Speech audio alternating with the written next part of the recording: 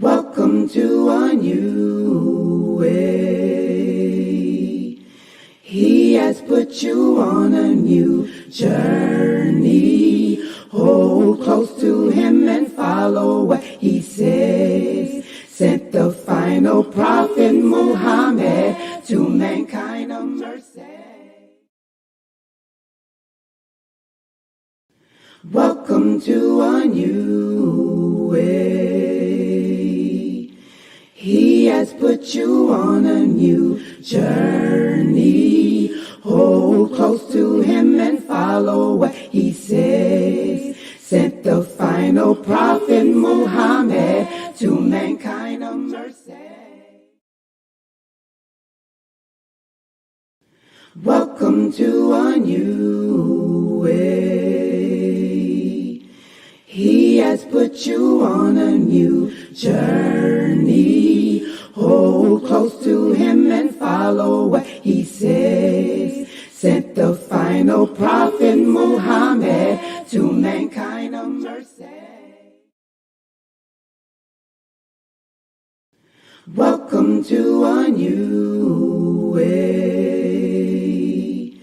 He has put you on a new journey. Hold close to him and follow what he says. Sent the final prophet Muhammad.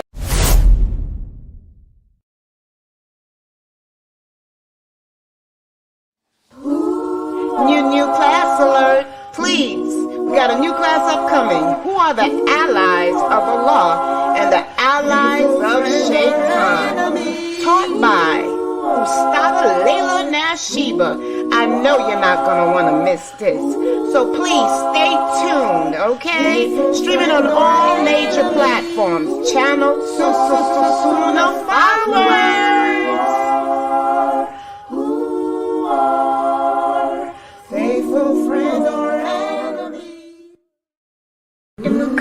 Tafsir. Where should I begin when I'm starting at the end?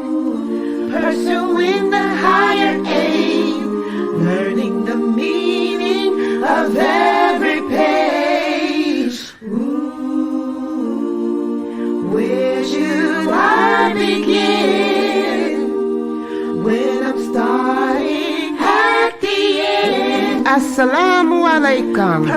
Sunnahfollowers presents a new class, the Muqasid of Tafsir, being taught and brought to you by Ustada Layla Nashiba. Please stay tuned, streaming on all major platforms, right here on channel Sunnahfollowers. Join us every Friday at 9 p.m. Eastern for the Access to Layla Live call-in and answer show. Please join Ustada Layla Nashiba. If you have any questions in regards to this theme, call in at 862-370-2838. Now streaming on various platforms right here on Sunnahfollowers. My name is Sully, better known as Pius. I can help with surahs so I can recite. My name is Suhaila, memorizing surahs, reading the Quran, and practicing the Sunnah. My name is Mommy, better known as Ummi. Islamic education is key to the family. We tune in every day to learn something new, and Sunnahfollowers is helping us, and it could help you too. Tune in every day for new programming. Stay tuned. And much more. Assalamu alaikum. Wake up in the morning, hands and feet get wet. My Lord, get wet. Get wet, my Lord. Wet, my Lord. Wet, my Lord. Wake up in the morning, hands and feet get wet. Getting ready for our conversation, deep and in depth. Obligations are serious and need to be met. So I prepare so I won't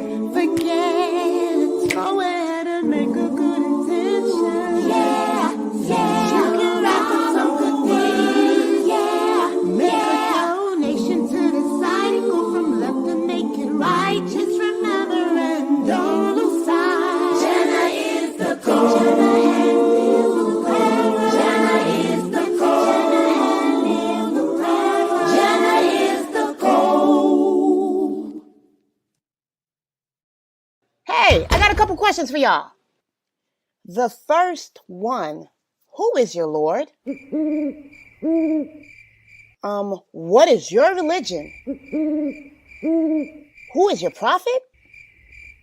Now, I know this sounds crazy, but if you're one of those people that have been trying to get information and you come across this, or even this. All right, take a listen. Assalamu alaikum. I am Sister Layla Nashiba, the Managing Director and founder of Sunnahfollowers Online Islamic University. As you know, we have classes every day beginning at 6 p.m. Eastern Standard Time. And we cover everything from Aqidah, which is your belief system, to Seerah, which are the stories of the Prophet, Sallallahu Alaihi Wasallam, the story of the companions. Please join us every day beginning at 6 p.m. Eastern Standard Time. And we are broadcasting and streaming live on Facebook, YouTube, LinkedIn, DLive, Trovo, and Twitch. Assalamu alaikum wa rahmatullah. Proper Aqidah, Quran and Sunnah, Quran and Sunnah, Minhaj and Aqidah, actions speak louder than words, Sunnah-following kids, come with me. Gotta work hard to get to heaven. Treat the people good like the prophet would. Proper Aqidah, Quran and Sunnah, Quran and Sunnah, Minhaj and Aqidah, actions speak louder than words,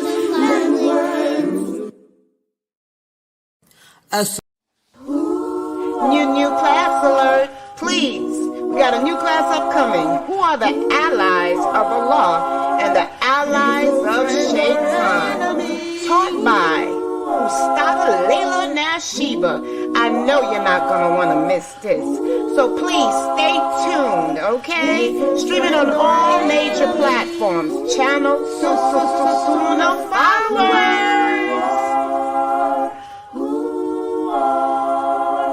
faithful friend or enemy. Oh, okay. Excuse me. Ina alhamdulillah. Wait a minute. Can I hear me? Is my sound back? I'm sorry. I was looking at. We can hear you. Oh, okay. I was looking at the commercials. I just, Sister Geechee, you know, the commercials are so nice. I sit here and look at them and just, sometimes I get lost in them. Okay, let's get started. Let me get settled here.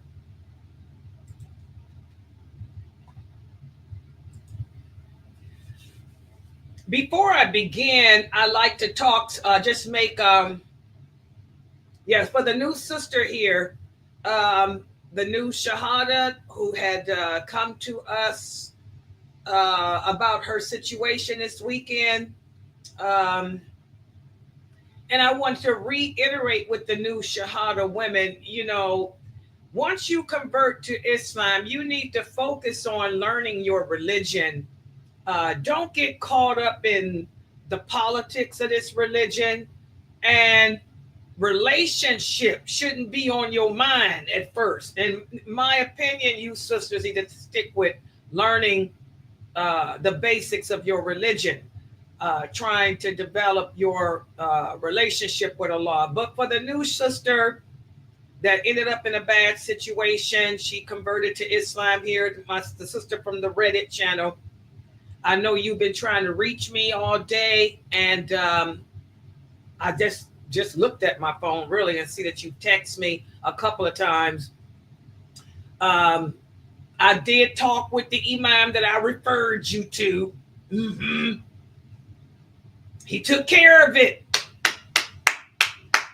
Alhamdulillah, she got her kula. In other words, her woman initiated divorce. Yes. Alhamdulillah. So, for the rest of the new sisters, especially from that Reddit group, y'all be careful. Don't be jumping up and down trying to get laid and paid when you don't even know the rules of marriage, and you end up like she was in a terrible situation. Some man married her. The marriage wasn't even legal. Mm-hmm. You have to know the conditions of a valid marriage and all of that. Like I've been trying to teach you guys, Allah has set the rules, the guidelines in effect for us and how to do everything. There's rules as to how to pray, rules how to fast, rules how to get married, and all of that. So when you convert to this religion, you have to learn the basics. And before you embark upon any new way of life, you have to sit with the people of knowledge to learn what are the rules and regulations, so you don't end up like she was in a bad situation, whereas basically, she married some old man who had 3 other wives, and she was nothing but a mattress. But alhamdulillah, I sent her to I knew imam in the city she's in. She went to that mosque, and he's an Egyptian brother, and he gave her kula, and come to find out the marriage wasn't even valid. Okay, so be careful. So how do you feel now, sister?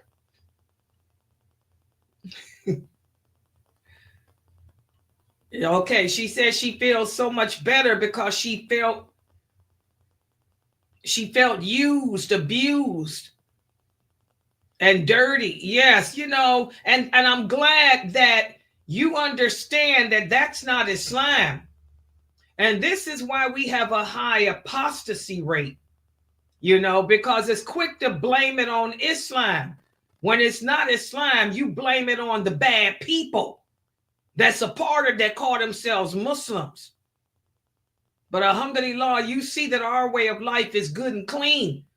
That was not the way Islam said it's supposed to be. And so alhamdulillah, you're out of that situation. Don't put yourself in another one. Yes. Okay, the imam told me that the imam I sent you to told me that he told you to just start coming to that community, and he's hooked you up with a few sisters, right? His wife is one that's going to teach you the Fatiha. MashaAllah. Yeah, you learn the basics of religion from the sisters, and stay away from these men that's trying to get laid and paid. Astaghfirullah. All right, let's get started.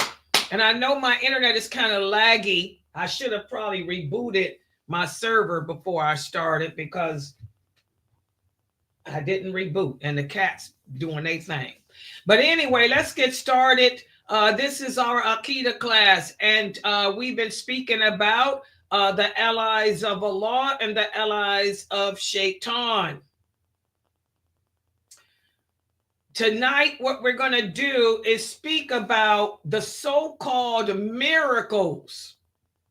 First of all, miracles only happen unless Allah allows them. And only Allah creates miracles. But Shaytan uses trickery and deceit. Allah allows Shaytan. And I want you guys to understand that. Like we talked about yesterday, nothing happens in this world unless Allah wills it. Even Shaytan can't do what he does unless Allah allows it.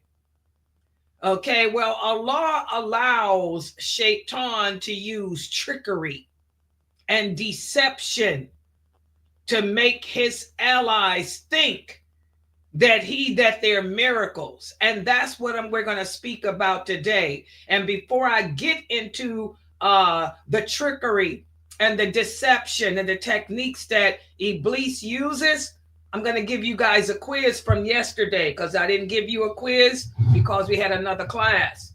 So I told you guys I would save that quiz for today. Let me load up my PowerPoint on my other computer. There it is. Hopefully you guys will be able to see this. Did you study? MashaAllah. Good job. And by the way, the kids are here too. So please make sure that you guys have me on your big screen TV. I hope y'all caught the Black Friday deals.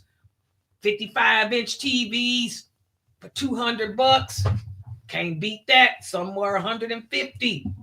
Put me up on the big screen TV so the kids can see it and they can participate. And parents, please take screenshots of my PowerPoint so that you can print them out at the end of the class and staple them together like a booklet for the kids and yourselves to review. Now, we spoke about how the Prophet Muhammad sallallahu alaihi wasallam told us that every nation of people has its fire worshipers, or in other words, people who say that they believe in Allah, but in reality, they don't. And the fire worshipers of our nation of Muslims are those who claim to be Muslim, but they don't believe in or accept the decree of Allah. So we spent the past 2 days speaking about the qadr, or the decree of Allah, and I've given you examples as to how y'all can look around at the Muslims in the world today and see that most Muslims really do not believe in the decree of Allah. They don't believe that Allah is the creator of everything. They don't believe that Allah is in control. That's one of his names, the controller. Allah is in control. Nothing happens unless Allah wills it, unless Allah makes it happen, or Allah wants it to happen. So I got 3 or 4 questions just to see how well you guys understood what we spoke about. And these are scenarios. Wa alaikum salam, Brother Ahmed. And Brother Ahmed, wa alaikum salam, it's good to see you here. Let me look at this. There he is. There's Brother Ahmed. Brother Ahmed, I want you to answer this question for me. Look at the first question, Brother Ahmed. Abdul feels that he is a failure. He looks at himself as being a failure because he could not make his parents convert to Islam. So this brother feels bad. He thinks he's a failure. He thinks that he's going to be punished and that, he's a bad person because he couldn't make his parents take Shahada. What would you say to him, Brother Ahmed? Based on what I've talked about, what would you say to Brother Abdul,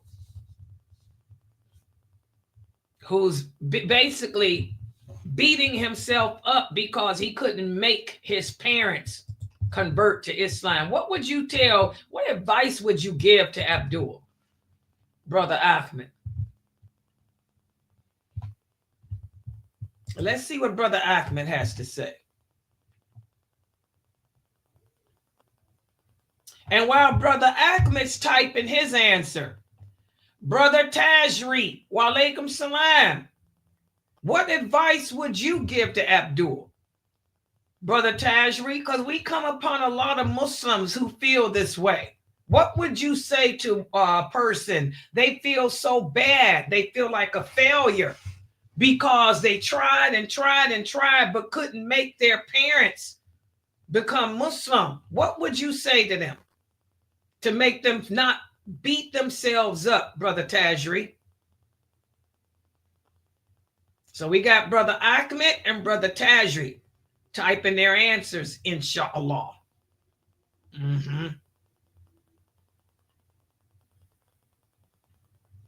Brother Edward, go ahead. You can type yours too. Yeah, you can answer. Type your question too. Your answer too. Let's start with the brothers today. Brother Ahmed, Tajri, and Edward.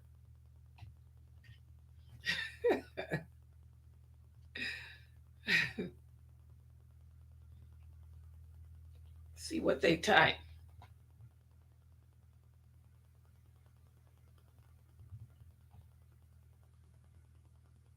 Okay, Brother Ahmed said that Abdul feels so bad because he couldn't make his parents Muslim. Ahmed would say to him, just make dua. Just make dua for Allah to guide him. That's what Ahmed would say. Okay, Brother Tajri, what you typing? And while Tajri and them are typing their answer, who would like to try to answer in the Zoom room? Do I have any new shahadas in there? Because I can't see the screen. Sister Nia, what would you say if you're here? Is Nia there?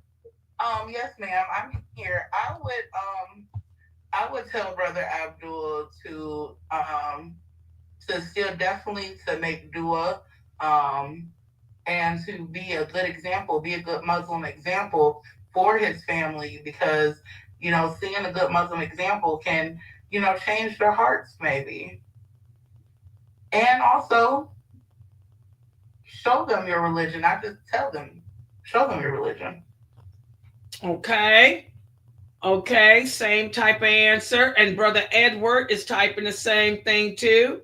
Anybody else in my Zoom room? Abdul feels like he's a failure because he could not make his parents convert to Islam. What would anyone else say about that in my Zoom room? Same. Oh, and then also on top of that, I would also tell him, if his parents didn't, fall under the fold of Islam, they had their chance too. Okay. They had their chance and they didn't do it. So there's not, much that he can do. If they're passed away, he can't pray for them. Okay, and Lucy said that it's a trick from Shaytan. There's no forcing this religion. He wasn't trying to force. Okay, this is what the problem that we have when we come upon scenarios like this. And how many of you see Muslims on TV, on YouTube? They put these dawah booths up. They sitting on the corner of the street like the Jehovah Witnesses, arguing and debating with the people, trying to force Islam down upon them. Anyone else? What would you say from the Zoom room? I tell them that. What I would say. Go ahead, Latifa. Okay. What I would tell them that is that you can't have any control over the decree of Allah, and that only Allah makes Muslims. And the best thing, like everyone else said, make dua for them, lead by example, show them the good that there is in the religion, and hopefully Allah will. You hope and pray through the dua that Allah will, open their heart and let them see the true religion. Excellent. That's the thing y'all left out. And that's what a lot of Muslims don't understand. You and I, we don't have the power to make anyone Muslim. I can sit here and preach about Islam like I do all day, every day. But Allah is the one that controls the heart of man, not you or me. It's not your job or my job to make anyone do anything, because we don't have that power or authority. All we can do is, like you guys said, we can make dua, we can show through our example and all that, but beating yourself up, feeling like you are a failure. Why do you feel like you a failure? That ain't the power. The power is with Allah, not with you. And that's what men and women don't understand. This is part of the decree of Allah. Allah's will relates to his making. Nothing's going to happen unless Allah makes it happen. Everybody understand that? So that's why you will hear people like myself. And I was listening. I'm going to tell y'all why I'm speaking about this. I was listening to some other famous speaker. This person was talking about Gaza. And he was saying, all you Muslims do All you Muslims do is make dua. Are you crazy? That's all we can do. We don't have the power. We don't have the authority. First of all, Allah. What's happening in Gaza is happening because Allah willed it to happen. He made it happen. He wanted it to happen. And there's nothing you can do to stop what Allah has willed to be. And then for the person to say, no one's doing anything, we don't have the power. We don't have the authority. If all mankind were to come together, they wouldn't be able to lift a finger. This is why I tell y'all, be careful of the people y'all listen to. Because a lot of these Muslims who are speakers and popular on the internet, they don't understand the basics. We're living in the days of the Ruwaybida. People that got a lot to say about politics. They can scream and holler and shout and cry about war and politics. But they don't understand the basics that Allah is in control. That there's nothing that you or I can do to prevent what Allah has decreed to be.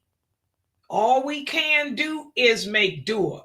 And we're supposed to check ourselves, to ask ourselves, what are we doing to cause this? And then make the corrections.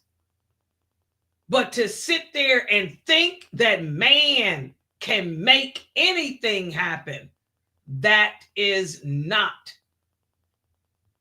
a person that understands the decree of Allah. Y'all understand that? So don't beat yourself up because you couldn't make somebody practice Islam. A lot of us have children. We raise our kids to be Muslim. But once they become an adult, they take their own direction. You can't make them do anything. All we can do is guide them. All we can do is teach them. All we can do is advise them. But they're going to take on their own path because Allah is the one that controls the heart of man, not us. You can lead a horse to water, but you cannot make that horse drink. Only Allah can make the horse drink. Everybody understand that? Okay, so I want y'all to understand that you can't make nothing happen. You can't make the war go away. You can't make the war start. You can't make somebody die. You can't make somebody live. You can't make somebody convert. You can't make nobody love you. Allah has that power. Okay? What about this, guys? Imam Sensei believes that some of the laws of Allah can be tweaked due to the era that we are living in. For example, he says shaking hands is nothing personal, but instead it's a way of greeting others. And the Prophet said the best of Muslims are those who greet whom they know and those whom they know not. So it's okay to shake hands, to introduce yourself, even if the person is not a mahram to you. What would you guys say about that?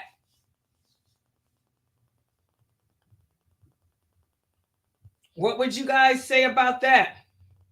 I would say that this is wrong. This is not what Allah has ordained for the believers. You cannot tweak Allah's laws. One, I would stop speaking. I would stop listening to this person.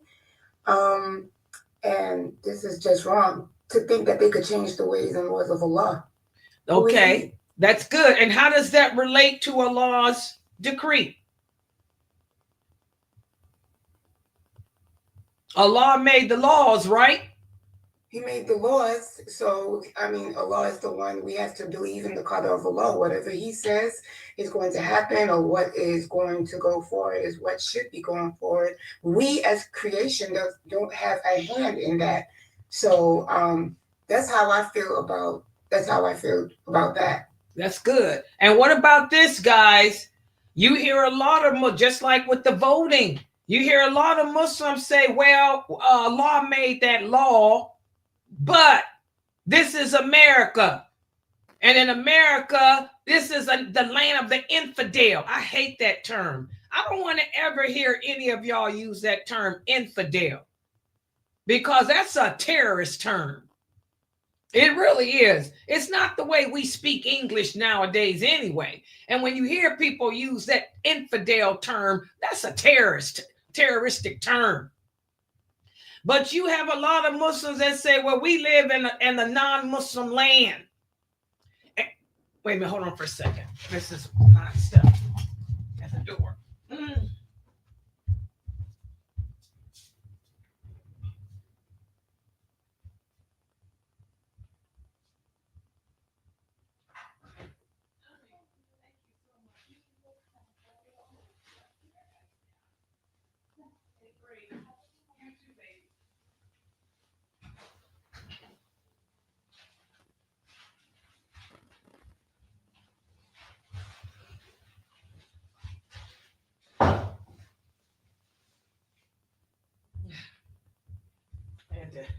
Had my groceries delivered. I'm making steak tonight. I'm gonna have steak and salad. Okay, but anyway, you will hear some Muslims say, because we live in a non-Muslim land, it's part of the custom here, for example, to shake hands. If you don't shake hands, you ain't gonna get a job, which ain't true. Or because we live in a non-Muslim land, even though Allah said it's haram to vote for kafirs as leaders, you know, this is a non-Muslim land, so we can do it. We can disobey Allah. Because this is a non-Muslim land, we can do interest. Because it's a non-Muslim land, we can even sell drugs. You know, they say all kind of stupid stuff like that. And then they'll say that Allah's laws, this is 2024. Allah made that law about shaking hands in the 6th century. This is 2024. Allah made that law about not voting for non-Muslims in the 6th century. This is 2024. So how would y'all address it based on that and how it relates to the decree of Allah? That's part of Allah's decree, is his making of laws.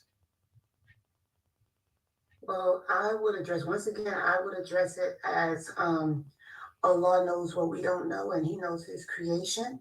So he had ordained, and he had ordained specific laws for us, for our deen, that we as Muslims and believers should implement, and he knows best for us. We also have to understand that we have to go by al-wala wal-bara. We understand, hey, these are the things that are implemented in this land, but Allah made us. We have to go by what he says, and we know what we have to stay away from.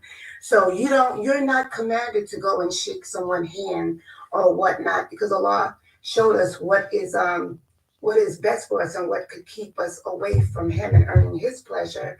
So we have to understand the world is spacious also. If you feel like this land, hey, that this is the haram, you know what I'm saying? Go somewhere else where you could implement something that's positive and what's good for your deen. So, I mean, there's so many excuses coming up, and I mean, what do you want to get? You want to get are you working for the hereafter, for the hellfire, or are you working for the opposite? Okay, but what? Yeah, that's your answer is good. But how does it relate to the qadr of Allah? Allah made these laws back in the 6th century. You're saying that because this is 2024, we can tweak them, we can change them.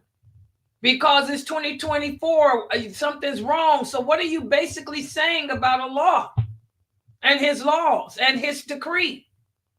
You're basically saying that he's wrong. He doesn't know what he's talking about. that you can change what he already said no to. Yeah, that too. And also, you're also... He doesn't see the future. They're saying that he doesn't see the future. Exactly. You're saying that Allah made a mistake. That Allah doesn't know everything. See how it all relates to him, his names, his attributes.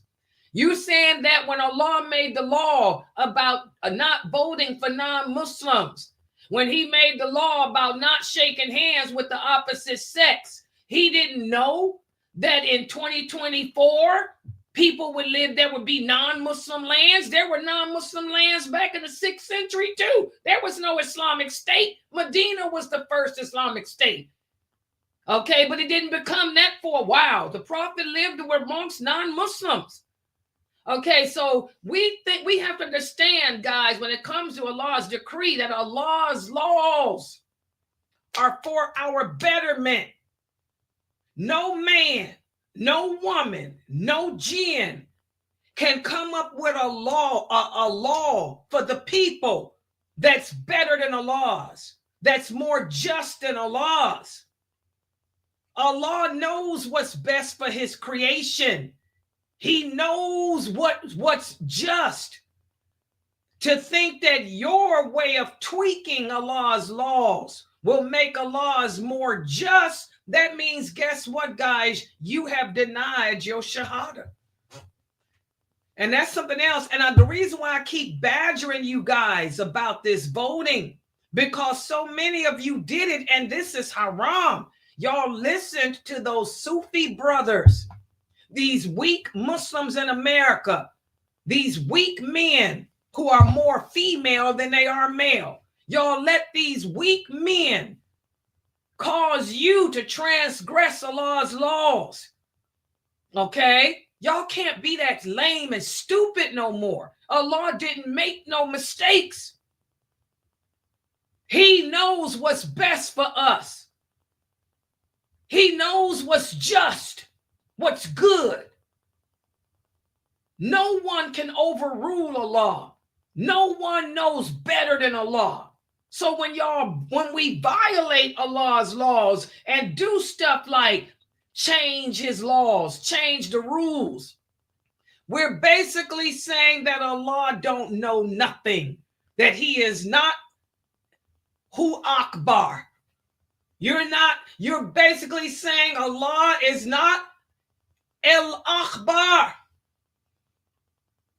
You're saying that man is El Akbar. You're saying that the LGBTQ, because a lot of y'all voted for the rainbow team. Y'all voted for those homosexuals. So now gay is better than Allah.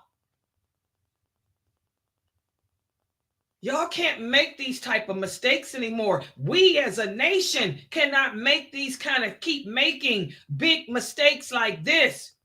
As a nation, as a ummah, we cannot continue to deny Allah's names, to deny Allah his attributes, and think that there will not be repercussions. Okay. What about this question? True or false? And explain your answer. The Prophet Muhammad sallallahu alaihi wasallam had no enemies, and he was loved by everyone. He had no enemies, and he was loved by everyone. What do you say about that? I just heard a Muslim say that. I was listening to the same person who gave that lecture on the internet. He also made the statement, we should try to be more like the Prophet. He had no enemies. Everybody loved him. Is that true? Why or why not? Why would you say it's true, or why would you say it's not true? Anyone? I want y'all to... It's false. And the reason why is because the Prophet Muhammad sallallahu alaihi wasallam was coming in and changing the things that the people of Quraysh was and what they knew. So he had enemies. He had enemies from amongst his family and amongst the people that was in the in Quraysh in general. He had his uncle Abu Lahab. He had Okay, you gave Dalil. That's your Dalil. Okay. Good job. Perfect. But now that's her Dalil. That's the evidence to the answer. Give me the answer. Why is it that a prophet would have enemies? Related to our topic. Why is it stupid to think that he wouldn't have enemies? Related to this whole topic. Who are the awliya? How does it relate, Mina? Why would it be stupid to think that he had no enemies and everybody loved him? What's the name of this class? Okay, so it would be stupid because just to think that everyone loved him, because like I had said before, they already was worshiping all kind of different things, and the law and the prophet was telling the truth to only believe into Allah, and that was actually changing everything. Yeah, that's still your Dalil. So okay. Why you got all this beautiful Dalil? Come on, guys, help her out. Why would it be foolish to think that everybody loved all the, let's just say any prophet? Why would it be stupid to think that no prophet had enemies? Y'all can't figure it out? What's our topic? What's the name of this class? Because they had allies of, those people were allies of Shaytan. Exactly. I'm trying to get y'all to stay focused. To think, exactly. The prophets of Allah, they were the allies of Allah. They were people who believed in Allah. They were people who worship him correctly. They enjoin the good. They forbid the evil. They called the people to Allah, his laws, his commands over theirs. Just as Allah has allies, who else has allies?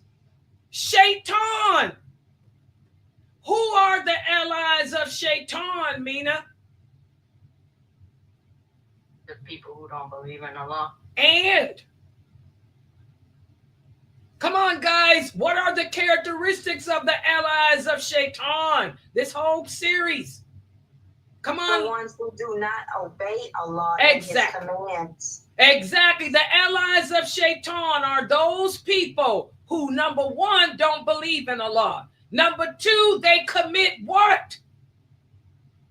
They commit sins. They commit sins. Exactly. They follow their desires. So to think that any of the prophets, that none of the prophets had enemies, you're crazy. Because their enemies was Iblis and his followers. And Iblis has soldiers amongst the jinn and humans. So every prophet of Allah had enemies. And this is an important point that I want you parents to put into your children's heart. Because your children are not going to have that many friends. When the people tease your kids, they make fun of your kids, you have to tell them they made fun of the Prophet Muhammad. They made fun of Moses.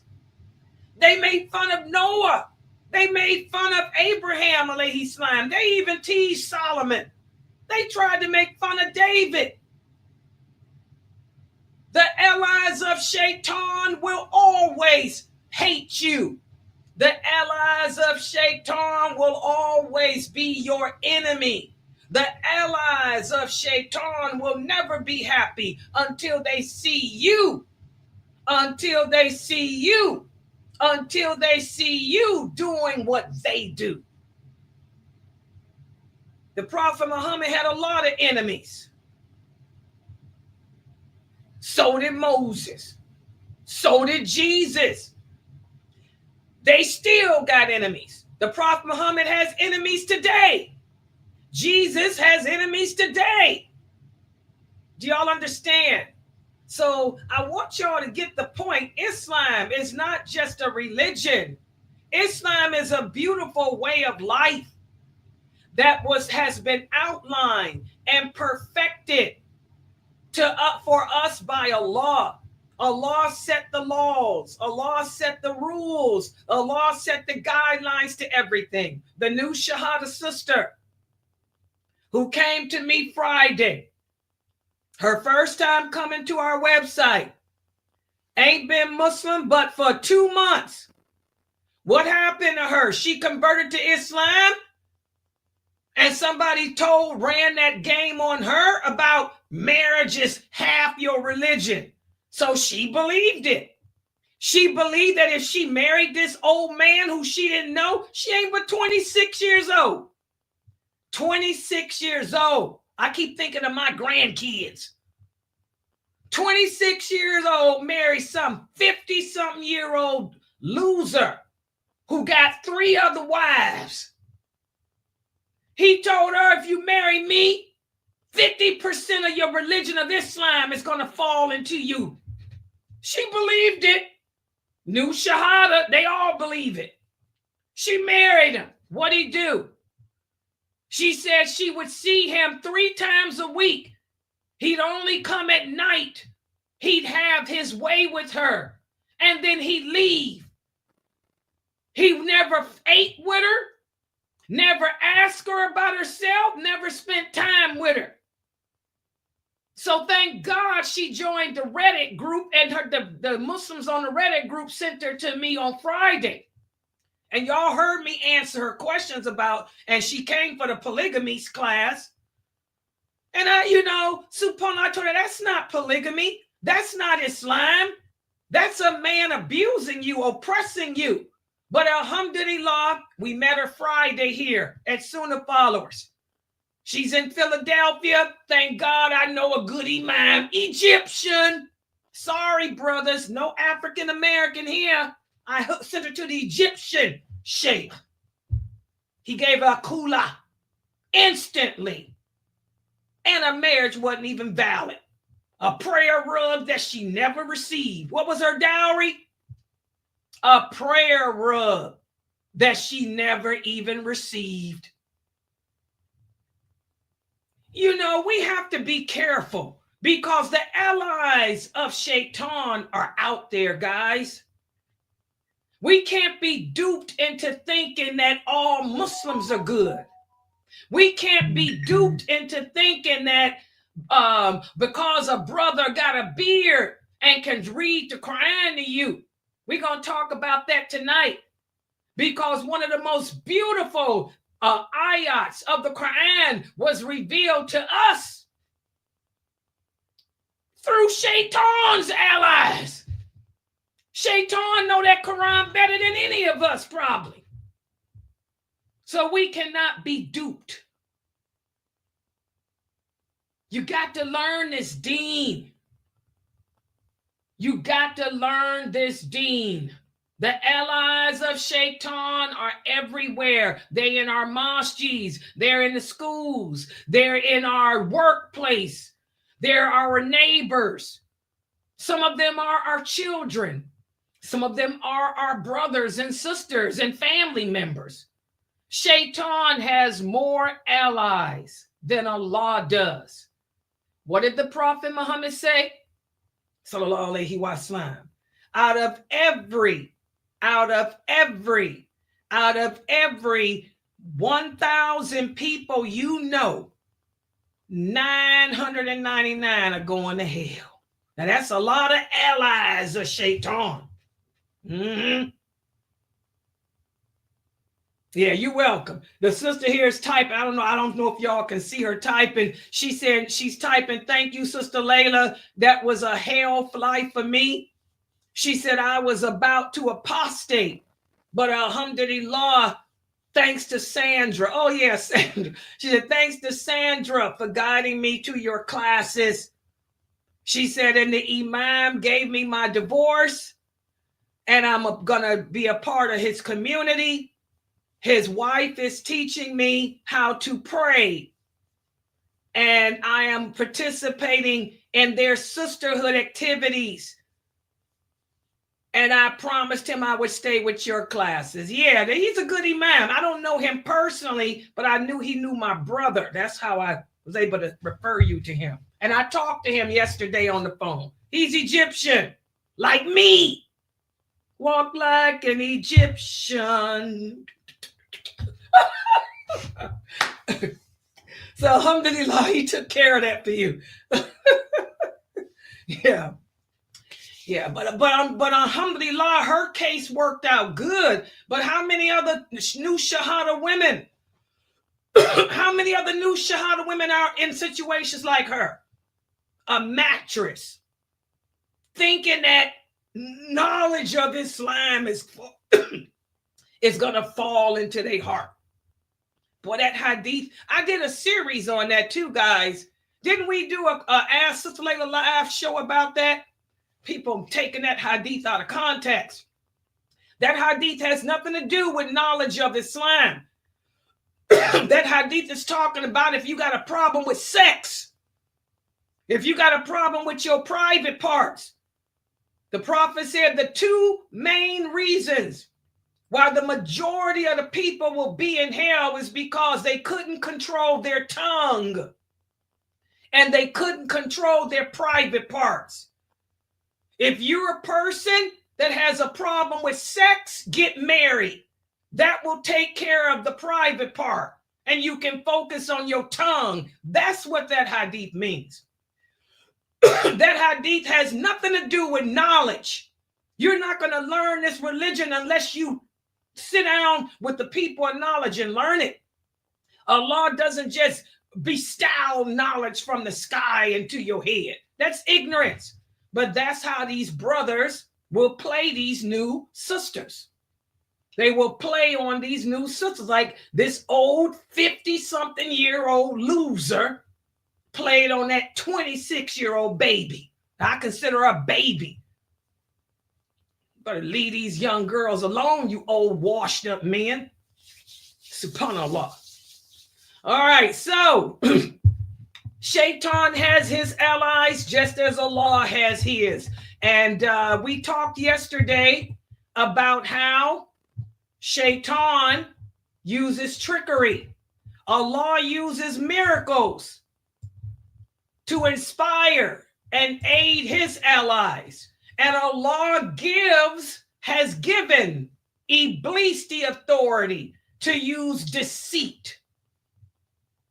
And how does Shaytan help his allies? He has help from the jinn, the unseen world, the jinn.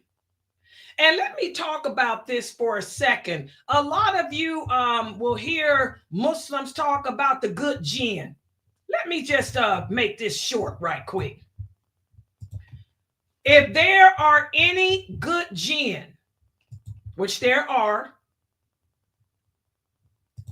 you will never have a good jinn hanging around you. Why? Because Allah commanded all the jinn to stay away from humans. Because when they come around us, the desire to hurt us is there. So Allah commanded the jinn to stay away from humans. They live amongst us, but they live on the outskirts of us. So if you got jinn hanging around you, they are not good jinn. The good jinn obey Allah. They may walk past my house. It's after my crib where I'm at. They may have walked past my house. They may hear me speaking. They may be sitting outside. There may be some good jinn sitting outside in the woods. I got woods behind me. Because again, the good jinn are not going to come near you and me because they obey Allah. But the jinn live in the woods. There's woods right next to me. There might be some good jinn sitting there out in the woods listening to me talk because my voice is loud. But are they going to come in my house? No. If there's any jinn in my house, it's evil. Y'all understand that?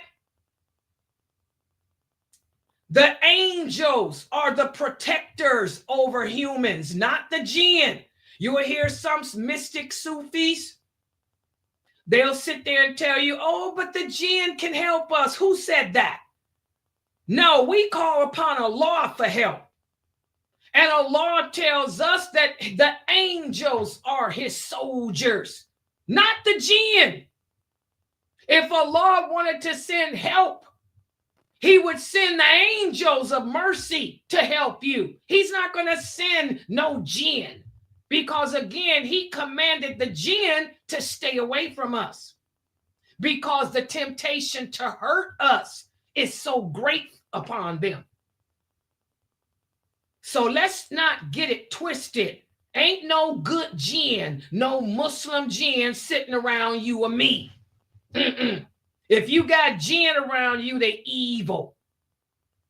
And the fact that you think that they good shows that they are evil because you don't know, you don't have your Aqidah together. And they only prey upon those who are weak. Allah says it in the Quran, the jinn play upon those who are weak in their knowledge of this religion, weak in their practice. If you practice in your deen and you know your deen, you ain't got to fear no stinking jinn. They run away from you because all you got to do is say one word, Allah, any jinn around is gone. If I sit here and say, Allahu Akbar, the jinn in my heart goes and sits down in the corner. Allah, they gone. That's how weak they are. Good jinn too. Allah, they gone. Because it'll remind them, Allah said stay away. So we too close. Let's move back into the woods a little bit more. Allah, I just said Allah. If there's any good jinn outside my house, he's going to move back some more. Oh my God, I don't want Allah's anger on me. So y'all got to stop listening to those Sufis, mystics on YouTube about this jinn crap. Okay? Learn your deen the correct way. The jinns are not the protectors over us. Allah tells us he's our protector and he sends the angels of mercy. Y'all got that? Hello? Okay. I have to be like that because I got a lot of African students here. And that's one of the things about my students. Most of my students are from Africa, different parts of Africa. And I'm telling you, they put too much emphasis on that jinn stuff, man. Drives me insane. Okay, so Shaytan, he uses the unseen, the evil jinn to help him to do whatever dirt or to do whatever filth that he wants to do to us. And Allah allows him to do that. And we have the story and the famous hadith that I'm sure you guys have heard of. We talked about it before, of Ibn Sayyad. Ibn Sayyad was a young boy who lived during the time of the Prophet, sallallahu alaihi wasallam. And when the Prophet had told the companions about the signs of the last hour, some of the companions thought that he was the Antichrist. And so the Prophet went to check out this little boy to see what he was. And so the Prophet sallallahu alaihi wasallam had asked him questions to see what he knew. And from his questioning, the Prophet told him, you are not the Antichrist. He said, you're not the Antichrist. Instead, you're one of the awliya of Shaytan. You're one of the allies of Shaytan. Your personal jinn has taken control of you. Your personal jinn is telling you things, but you are not the Antichrist. So Shaytan, he gets to us through our personal jinns. Our personal jinns are awliya or allies of him. And also Shaytan, remember we talked about how Allah says in the Quran that Shaytan descends upon any of us who indulge in evil. When you commit sins, when you disobey Allah, that's when Shaytan and his denizens will descend upon you, and he will help you. He helps the fortune tellers, and he helps the magicians by spying. The jinn will go and sit down underneath the lowest heaven and spy on the conversations that Allah has with the angels and the angels have with each other. And then those jinn will come back and tell it to the magician, tell it to the sorcerer's jinn, the psychic's jinn, the fortune teller's jinn. And in turn, that fortune teller will tell you what they heard. Let me give an example. How many of you watch that TV show called The Long Beach Psychic Lady? She's real famous, blonde-haired lady. I think her and her husband got divorced. You know, it happens. I think her and old man got divorced. But that Long Beach Psychic Lady, if y'all ever watch her, when the people come to her and ask them a question, what does she do? I'm getting ready to imitate her. She does this. She licks her lips and she holds her head to the left side of her shoulder and she goes, she said, hold it. Then she'll say, hold it. Wait, I'm hearing it. Wait. She puts her head to the shoulder and she's talking to her. She's listening to her jinn. Her evil jinn is telling her, because her evil jinn has spoken to your jinn. Your jinn is telling her jinn, you know, her mother died when she was 6 years old. So she'll say, hold on. Oh, your mother died when you were 6. Then your jinn will say, her husband just left her. Then she'll say, you just experienced your husband leaving you. That woman gets all her information from her jinn, who is getting it from your jinn. So that's how the allies of Shaytan receive their knowledge. They communicate with each other, or they'll spy on what the angels are saying, and they'll come and tell the psychic, you know, it's going to be an earthquake in March. So the psychic could say, hold it. They'll turn their head to the side. There's going to be an earthquake. So that's the way Shaytan helps his allies. Listen to what Allah says and the interpretation of the meaning. Verily, the angels descend to the clouds, and they mention what has been decreed. And the evil devils, they come and steal what they hear, and they pass it on to the sorcerers.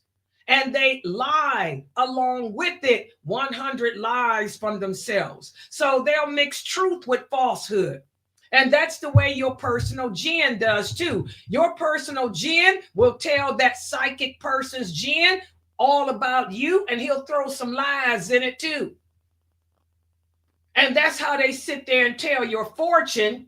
And that's how you wonder, well, how does she know my mother died? How does she know I got a divorce? How does she know I fell down and broke my hip when I was 10? Your jinn. We also have a hadith, whereas once the Prophet sallallahu alaihi wasallam was sitting with his companions and they saw a falling star. Whenever you see a comet or a falling star, that's Allah knocking the evil jinn away from eavesdropping. Okay, the Prophet sallallahu alaihi wasallam had told the companions that too. When you see a falling star, a shooting star, you know, you think that that's happening because somebody great has died. The Prophet said, but that's not what's going on. The devils are trying to listen and eavesdrop on the conversations of the angels. So Allah will throw meteors at them. He will throw those meteors at them to knock them down. So whenever you see a falling star, that's Allah tossing a meteorite to knock the jinn down from eavesdropping on the conversations. Okay? So that's how the allies of Shaytan get their information. And we have many examples throughout the history of Islam and even today of Shaytan helping his allies, making them think that he's doing miracles when it's really trickery and deceit. For example, Mukhtar, inshallah, is going to talk about this. There was a man named El Ansi. El Ansi, he claimed to be a prophet of Allah. When the Muslims fought him, they were afraid the devils would tell him of what they were saying about him. In fact, Mukhtar did give y'all this story. Remember, we talked about the man who thought he was a prophet. His wife helped the Muslims to overpower him. Remember, his wife set him up so that the Muslims were able to overpower him and kill him. Okay, this was El Ansi. Azwad El Ansi. He received his help from the denizens of Shaytan. The jinn would help him. They would tell him what was going on with the Muslims and all of that. Also, you guys learned about Musaylama. He also claimed to be a prophet of Allah. And of course, he wasn't. And he too said that the devils, the jinn, had told him. He had his own Quran, that the jinn had revealed verses and revelations to him. You know, so Iblis has always helped his allies. Also, during the time of Abdul Malik ibn Marwan, there was a man that claimed to be a prophet too. You're going to learn about that in the class with Mukhtar too.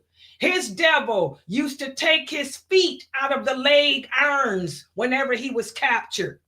This man would be captured by the Muslims, and they go back to get to kill him the next day, and he would be gone because his personal jinn was able to, free him. However, and then when they tried to kill him, they could never kill him until one day they told Abdul Malik, and he said, say Bismillah, and then you'll be able to kill him. And when they said Bismillah, that's when their spear penetrated him. Again, the jinn, they're weak. All you have to do is mention Allah and they run away. And that's what happened with this man. This man couldn't be killed until they mentioned Allah's name. Then that's when his jinn wasn't there to save him, and they were able to destroy him. So that's the type of trickery that Shaytan uses. And like I told you guys, we talked about Ayat Kursi. You guys know the story of Abu Huraira. May Allah be pleased with him. The Prophet sallallahu alaihi wasallam had appointed Abu Huraira to guard the zakat. And a man came and kept stealing the zakat money. And then finally, Abu Huraira was going to take him as a prisoner. And the man told him, if you let me go, I'll tell you some words that'll be of benefit to you. When you go to bed, recite these words, which was Ayat Kursi. He said, and Allah's protection will be with you until Fajr. No jinn, no evil person, no evil jinn can harm you until Fajr. That came from Iblis. That came from Iblis. So Shaytan helps his allies with trickery. But he eventually will lead them to themselves. Just like he did the Battle of Badr. Just like he did at the Battle of Uhud, the Battle of the Ditch. Shaytan will make promises to his allies, but eventually he will lead them to themselves. Okay? Listen to what Allah says in the interpretation of meaning. Say, that which my Lord has forbidden is none other than despicable actions, both hidden and seen. He has also forbidden sin. He's also forbidden transgression with no justification. He is also forbidden to associate as partners with Allah that which Allah has sent no authority for you to do. And he has forbidden for you to say about Allah those things that you don't know. And that's the main difference between the allies of Allah and the allies of Shaytan. Just like Musaylama, when he called himself reciting his Quran, his words made no sense. He was talking about frogs and butterflies and lizards, and it made no sense. Whereas the things that the allies of Allah says make sense because it's based on what Allah said. So we have to be careful, guys, to not speak about this religion without knowledge. We have to be careful, guys, to not be duped into believing that all people are good, that the allies of Shaytan are just the jinn and not human, because there's human allies too. Remember, Shaytan's army consists of men and jinn.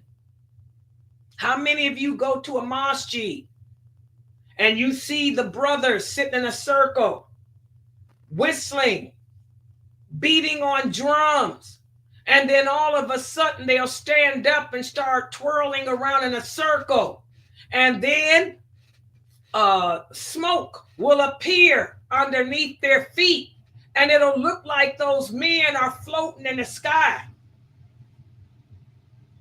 These are the allies of Shaytan. And remember, we talked about how there are certain things that if we do, they will trigger a response from Shaytan. Music and whistling is one of them. And that music includes the drum. It's haram to play the drums, guys. It's haram. All that stuff stirs up your jinn, and your jinn will call out to the other jinns to bring it on. Okay? So when you join those dhikr circles, and you got men playing bongos and drums and tambourines and whistling and singing and all that crap, and they'll tell you that they're getting in touch with the spirit of Allah. No, they're in touch with the spirit of Shaytan. Subhanallah. Subhanallah. And that's when Shaytan will appear and make smoke happen, and it'll look like these brothers are floating in the sky when they ain't. Okay? Also, sometimes if you're a person that's committing sins, you drink, you smoke, you fornicate, and then you go to sleep, and a man will appear to you in your sleep saying that he's the Prophet Muhammad sallallahu alaihi wasallam, and he knows that you're committing sin, but it's okay, you're only human. And you wake up thinking, oh, the prophet, felt bad for me. The prophet said he's going to talk to Allah for me. First of all, that would never happen. But there's a lot of Muslims that happens too, and they believe that that's really the prophet. Well, this is Shaytan. Because one of the things too, Shaytan and his allies, the jinn, they can take on the appearance of dead relatives. Ghosts are real. They can take on the appearance of dead relatives. That's why you should not have pictures of your family hanging around on display in your house.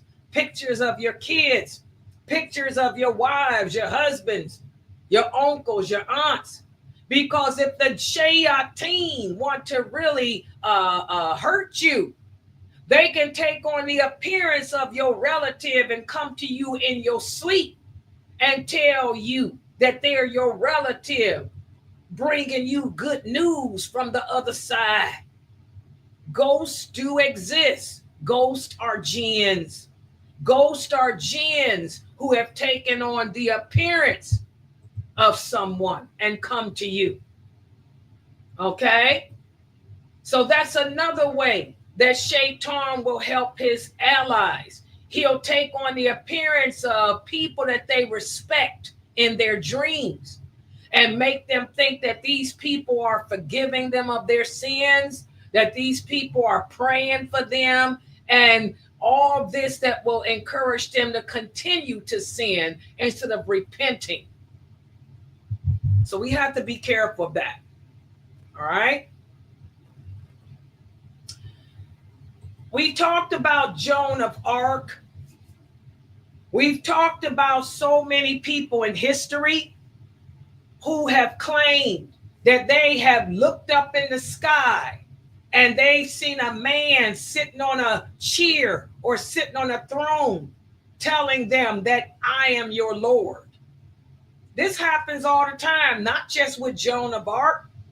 Just recently, I was looking at and watching that CNN News, and they had a story 2 weeks ago about some old man who said he was sitting outside watering his yard, and a man appeared in the sky and told him that the day of judgment is going to happen January 1st, 2025. Oh, yeah. It was all in the news. Judgment Day is coming January 1st. He said, I swear it, I saw a man sitting in a chair. He said he was God Jesus. He was God Jesus. And that Judgment Day will be January 1st. So it happens all the time.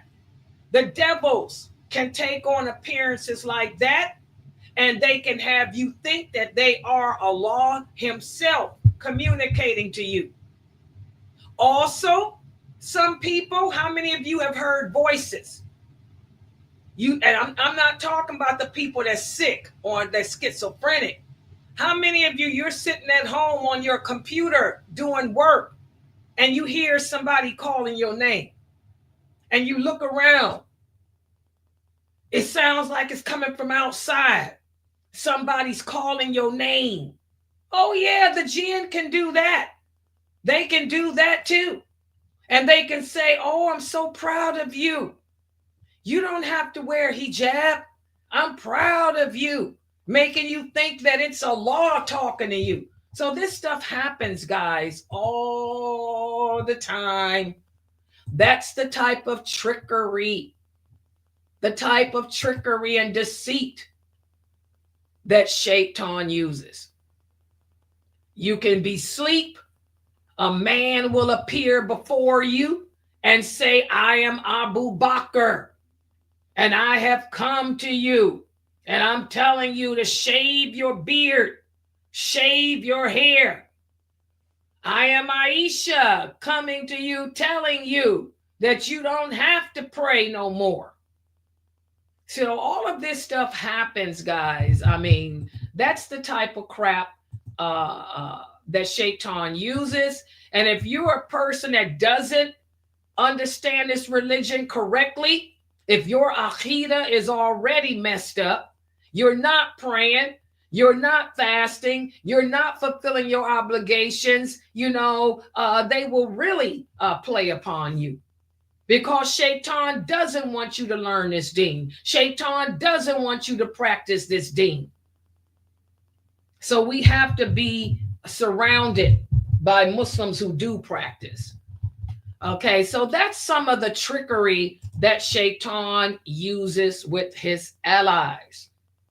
I get a lot of phone calls from sisters and brothers too about how they had these dreams. And that's why I tell you guys, don't put all that emphasis on your dreams.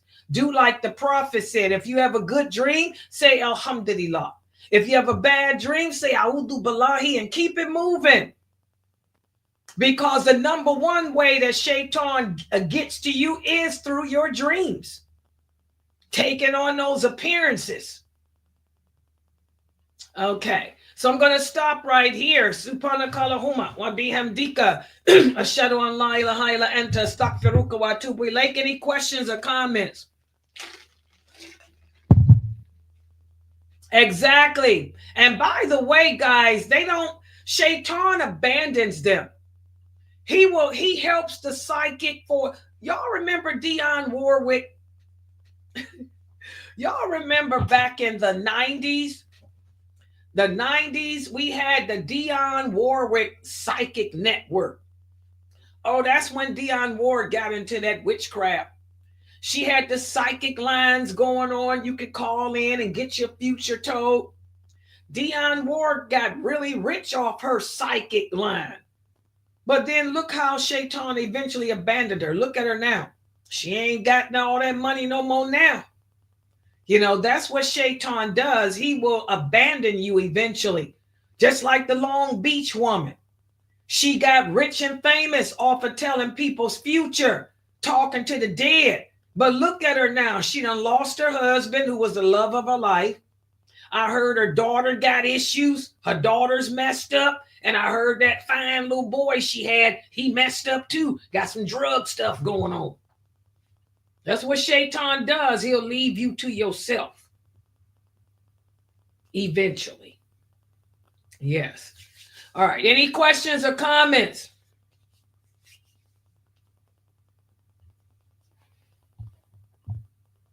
Yeah, she does. You noticed it too?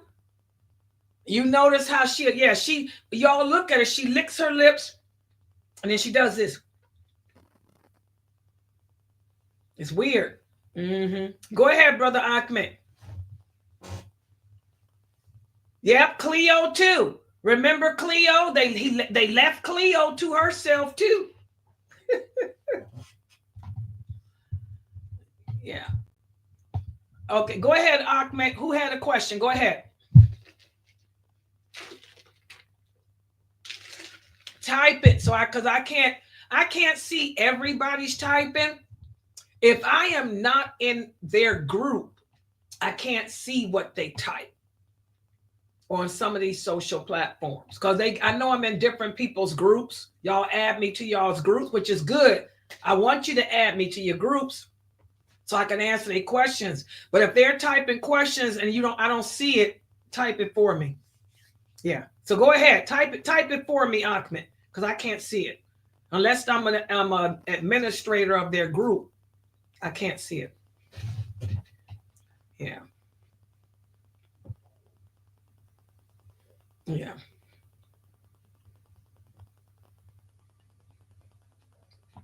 Is it allowed to marry a non-Muslim woman? I see him now. Okay, this is a question that a lot of you Muslim brothers have been asking me lately. And every time you brothers ask me, it makes me sad.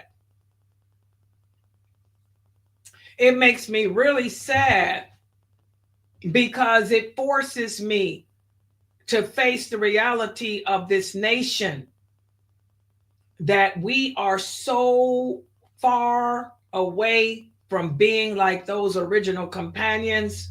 The youth today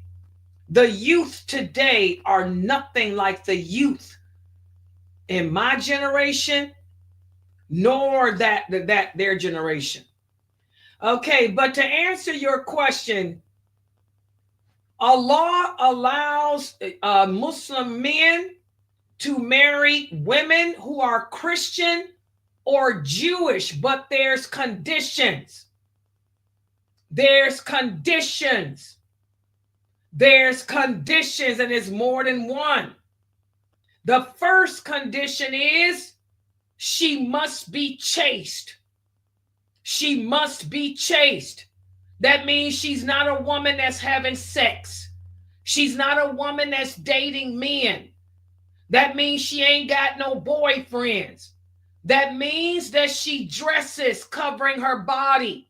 She's not going out the house with a halter top on and tight blue jeans showing her butt. A woman that dressed that way is not chaste. She has to dress in clothing that covers her body, and no boyfriends, no sex, no dating, no texting. That's a chaste woman. A chaste woman doesn't text men. Okay? That's the first condition. The second condition, her heart. I repeat, her heart. I repeat again, her heart must be inclined towards Islam. What does that mean? That means she should be interested in about and wanting to convert to Islam. She should be interested and wanting to become Muslim. Number 3, she has to understand that Jesus is not the Son of God, that Jesus was a prophet and a messenger of Allah, and that Ezra was not the Son of God, that Ezra was a prophet or a messenger. Those are conditions. 4 conditions. So that means a lot of your marriages are not legal. A lot of y'all marrying these kafir women, and it's not legal because number 1, they weren't chaste. The fact that they talking to you means they ain't chaste. Number 2, they ain't interested in Islam. Number 3, they still think Jesus loved me. Yes, I know. 'Cause the Bible told me so. And why would you even want these women when we got thousands, and I mean thousands, of Muslim girls and Muslim women looking for husbands?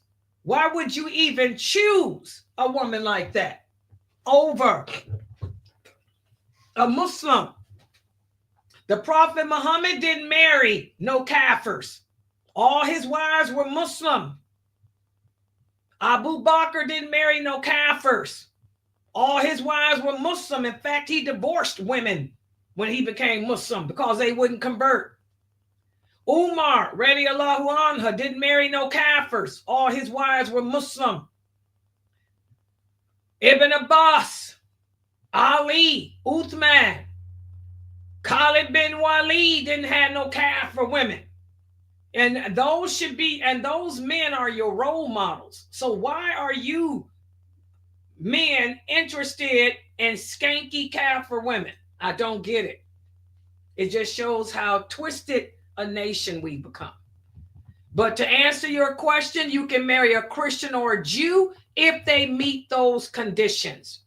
If they don't meet all 4 of those conditions, no, you can't marry them. And Allah knows best. All right. Okay. When we make the duha prayer, is it recited out loud or silent? If you want to do it out loud, you can. If you want to do it silently, you can. It's a voluntary prayer. So being voluntary, you can do it however. But the Prophet Muhammad sallallahu alaihi wasallam said, whenever you remember Allah, move your tongue. So whether you do it loud or silently, move your tongue. Okay? It's because an imam at our Mecca is dating a Spanish. What the hell? Who is Mecca? Imam at what Mecca? Well, that's why Allah has sent the war. The simple fact that you got a so-called imam that's dating someone, that's a problem right there. Because there's no dating in Islam. We don't date, we get married. So I would suggest that you find a masjid that has an imam that practices the religion correctly. Because there's no dating in Islam. We don't date people. How can he be a leader over you when he can't even lead himself? So if I would suggest you find a better masjid. And this is why Allah has sent war to us. Mm-hmm. Yeah, there's no dating. No, we don't date. We get married. What imam would marry some kafir woman anyway? I don't understand that. That don't make sense.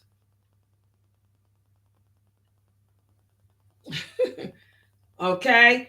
And just remember, brother Ahmed, I want all you young brothers to remember your role model is not the imam at your masjid.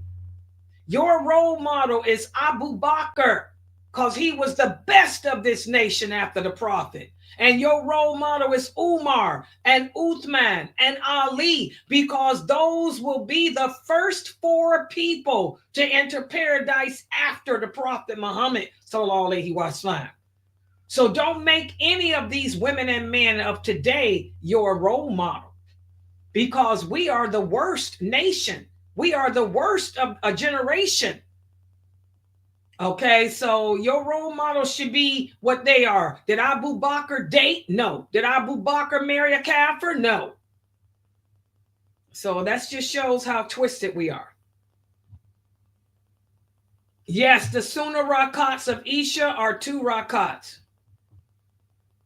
The Sunnah rakats of Isha and Maghrib are 2 after. And by the way, guys, last night I was supposed to do my Met Chalcidic class, but I got called away because of my sister. So I'm going to do it tonight. Tonight, I'm going to do the Met Chalcidic Tafsir class. I'm going to give you guys a quiz. I'm going to give you a quiz on the Duha prayer. Since I talked about the Duha prayer last week, I'm going to give you a quiz on the Duha prayer, and I'm going to then do the Met Chalcidic Tafsir class. But I'm going to quiz you on that Duha prayer, Amina, so y'all can freshen up on it. Yeah. Yeah. Yeah, these mosques are messed up, aren't they? Yeah, it's hard to find a good Islamic community. Mm-hmm. Yeah, imams are dating. The imams, you know, dating, sexting, molesting. So much filth going on. We're imitating the kafir. We're just like the Christian ministers and Christian monks and priests. Same crap. That's why I tell y'all your role model should be those companions, not anyone else. All right. Is it allowed for you to skip some prayers and pray them later because I'm studying on 12th grade? No. No. No, you cannot skip your prayers. You have to pray each prayer within its time frame. You know, I went through school too. Oh, yeah. I'm half dead, but I graduated from high school and then I went on to college. It took me 6 years to get my college degree. But I still made all my prayers. You have to pray your prayers within their time frame, brother. You want Allah to give you success. You want Allah to help you to pass your school classes. You want Allah to make you victorious. You have to show your gratitude to Him by fulfilling your obligations to Him. Okay, you have to do like I did. You know what I used to do? I asked the teacher, could I go to the bathroom? She said yes. She'd give me the hall pass. I'd go find a corner and make my prayer. I'd go pray. I'd find a corner underneath the steps to pray when there ain't nobody looking. Or I'd go into another classroom that was empty and make my salats. You have to be able to just tell your teacher you got to use the bathroom and then go make your prayer. Y'all understand that? I grew up in the 60s. Civil rights period here in America. I used to march. Your left, right leg, mumbo, boogie rip. Breakdown. Hit it. Black man salute. Oh, yeah. Black power. Black nationalists. Black Panthers. Your left, right. Mumbo. Boogie rip. Breakdown. Hit it. Sister Annette, you remember that? Hey, where the black nationalists at? Mumbo. Boogie rip. I can still do it. But I went to school and asked, can I go to the bathroom, and made my prayers.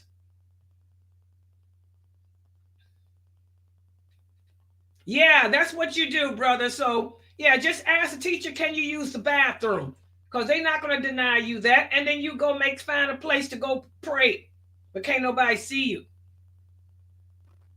Exactly. Civil rights movement. Oh, yeah. We found a way to pray. In the 60s. I used to pray in the cloakroom too. I'd say, teacher, can I go to the bathroom? I'd go right in the cloakroom and I'd stand there, Allahu Akbar, and I'd pray. Then when I get through, mumbo, boogie rip, breakdown, hit it. Yeah. You remember that, Brother Tajri? I guess I'm old. None of y'all grew up in the 60s. Y'all didn't march. It was called the march. You know, put the beret, the tam on, bro game boots, tam, your left, right, hey, your left, right, hey, your mumbo.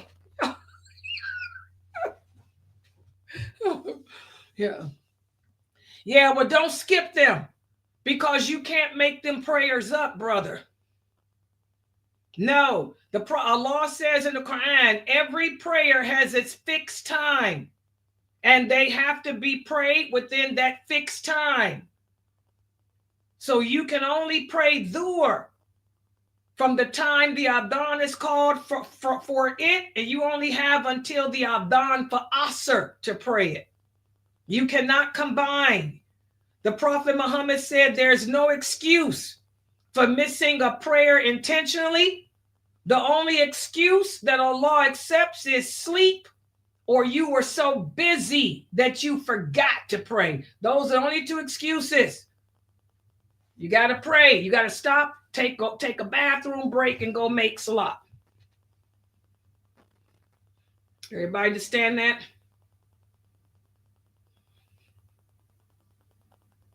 Okay. And also, guys, before I close out, because I got to get the PowerPoint together for the class at 9:30, please support this dawah effort. If you guys enjoy coming here to learn Islam in its truthfulness with the understanding of those companions, please support us, because we are a nonprofit organization. We are not affiliated with a masajid.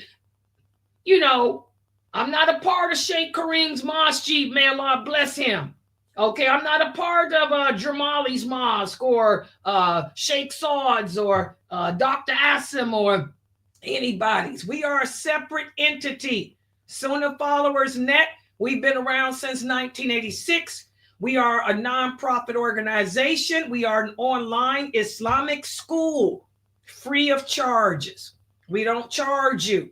But we survive off of donations. Your donations is how I'm able to stream, how I'm able to put the videos out, make the shorts, make the backgrounds I make, and all of that. Your donations cover that. So please, guys, we are desperately in need of your donations so we can continue to stream these live lectures to you and interact with you live. Okay. Any other questions or comments? Brother Amit, y'all good? Where's Ahmad? I need Ahmad to come in here and stream. Okay. Yes, 9:30. I'll be back in 1 hour. I'm going to quiz you guys on the Duha prayer, and then I'm going to teach y'all cover pages 153 to 156 of the Mekhositic Tafsir. Okay? All right, guys. Subhanakallahumma wa bihamdika Ashhadu an la ilaha illa anta. Astaghfiruka wa atubu ilaik. Be back in an hour, inshallah.